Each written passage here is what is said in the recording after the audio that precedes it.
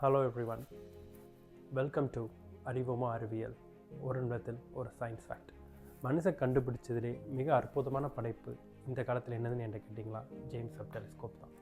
ஏன்னா அது நமக்கு கிட்டத்தட்ட 13 பில்லியன் இயர்ஸ்க்கு முன்னாடி நடந்ததை நமக்கு இப்போ கண் முன்னால் காட்டுற அதுக்கு ஒரு சக்தி இருக்குது. எப்படின்னு கேட்குறீங்களா? ஸோ இந்த ஜேம்ஸ் வெப் டெலிஸ்கோப் இப்போ ஸ்பேஸில் வச்சுருக்கிறாங்க.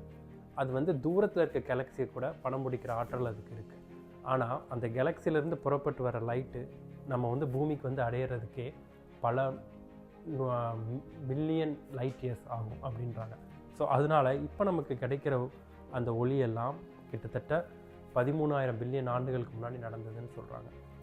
ரொம்ப வியப்பாக இருக்குல்ல? ஜஸ்ட் யோசிச்சு பாருங்கள். இதே மாதிரி ஒரு மில்லியன் லைட் இயர்ஸ்க்கு அப்பால் ஒரு பிளானெட்டில் நம்மளை யாராவது படம் பிடிச்சிட்டு இருந்தாங்கன்னா நம்மளோட பழைய பாஸ்ட் லைஃப்லாம் அவங்களுக்கு தெரிஞ்சிருக்கும். இன்ட்ரெஸ்டிங்காக இருக்குல்ல? இன்னும் அறிவோம் அறிவியல்.